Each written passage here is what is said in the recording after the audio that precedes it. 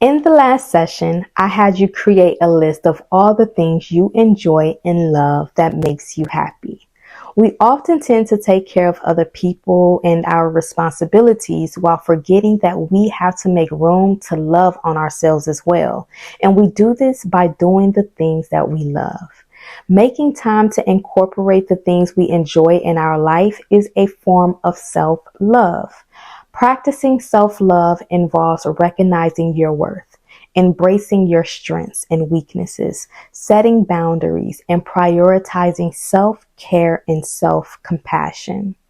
Most people display a lack of self-love when they continuously give their time, efforts, and energy to people, things, situations who do not value or appreciate all that they bring. In this session, we are going to begin to harness back our energy from the things that exhaust us and put that energy back into us to refill ourselves to keep going by practicing self-care. Self-care is important because it empowers us as humans to take control of our health and well-being, leading to a more balanced, fulfilling, and meaningful life. When we practice self-care, we pay attention to our needs, wants, and desires. Doing this allows us to feel more whole and authentic. Practicing self-care allows us to be able to take care of and love others in a healthier way. This is an important part of your individuality. When you honor yourself and take care of yourself first, then you'll be able to give to others afterwards with no restraints. Self-care is an ongoing process of nurturing and caring for oneself with kindness, compassion, and acceptance. We have to always be aware of our needs and ensure they are being met. If an area of our needs is not met, we will begin to feel uneasy or unbalanced. Again, the areas that we as human needs to focus on to remain balanced are our emotional needs, environmental needs, financial needs, intellectual, occupational, physical, social, and spiritual needs. Self-care promotes mental well-being by helping to manage stress, anxiety, depression, and strategies to cope with difficult emotions. When you are intentionally eating healthy, getting enough sleep, and exercising, it improves your physical health by reducing the risk of chronic disease and increases your energy levels.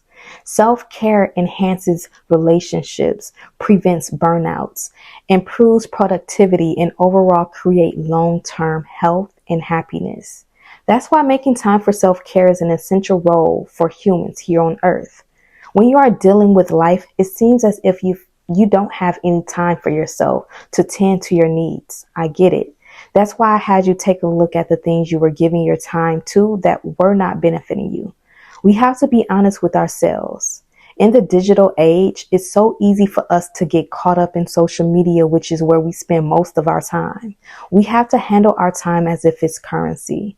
Time is something of value. We all have the same amount of time in the day, but it's what we spend that time on that creates the lifestyle we desire. This is where the true challenge comes in at. Most adults work their 9 to 5 jobs and come home, have to either tend to their children, cook, clean, get ready for the next day, and it feels like you don't have time to sit or be, let alone work on your own personal goals. Working certain jobs can deplete your energy, where when it's time for you to take care of yourself, you don't put forth as much effort or energy because you don't have the mental capacity or energy to do so. That's where we have to evaluate if going to this job is exhausting your energy, really being beneficial to you. Are you still living paycheck to paycheck with this job? Do you feel like you need this job to survive? Again, these are all things reviewed in the previous session, but it really takes a toll on how we give to ourselves. We make time for what we want to make time for. That's the illusion of it all. You are not here to merely work a job you don't love just to survive and pay bills. Your time and energy are precious. You are precious. You deserve to be happy and fulfilled. And if you trust the process, you will eventually live a life that is abundant and one that you enjoy. I know, I apologize for the rant, but in every situation and circumstance, you have to at least put your needs first. You are only hurting yourself in the long run by showing up for others before yourself.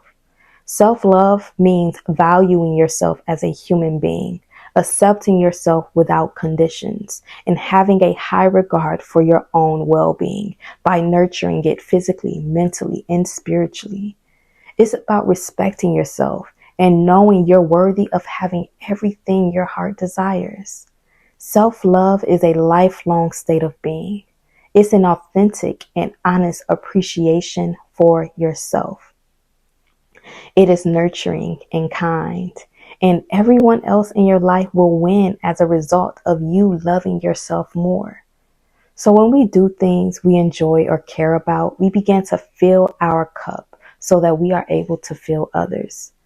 Everyone requires different things to fill their cup up, but once our cup is filled and we continue practicing self-love, our cup begins to overflow. When our cup is overflowing, we are able to give love, care, help, and abundance to others because we know how to keep ourselves full while never running out. It's about putting yourself first and setting healthy boundaries that create emotional space for the sake of your mental, physical, and spiritual needs. Healthy boundaries can serve to establish your identity. We have to learn to say yes and no. We have to be stingy with ourselves and our time, especially when it doesn't serve our highest good. Saying no gives you space to say yes to new opportunities and experiences. You have already recognized the things that take your time away and drain your energy. You have also created a list of things you enjoy and make you happy. You also recognize the areas in your life that you are neglecting, and you made a list of what you can do in your life to fulfill those areas. Now we are going to put all of that together to create a self-care schedule or a self-care plan. But with this self-care schedule, I want you to reference all the lists and reflections you have made so far to create a schedule for how you want your day-to-day life to look. This self-care schedule will include your daily responsibilities like working a job or tending to your children, but it will also include the areas that we need to take care of to be fulfilled. Again, this could be going to the gym 2 to 3 times a week, seeing an elder family member or a few times a month, or contacting a friend via phone to catch up. You can read a book for 15 minutes a day or praying every day. But the goal here is to include at least one activity to fulfill each of the essential areas of your life that we previously discussed in your self-care plans. If you forget what these areas were, again, they were emotional, environmental, financial, intellectual, occupational, physical, social, and spiritual. Don't forget to throw in a little fun in there by doing some of the things that brings you joy. Ensure that the self-care schedule is realistic and one you will be able to adhere to. Adhering to this self-care schedule will ensure that you feel productive in your life and remain stable and grounded throughout your day. Again, reference the PDF for guidance.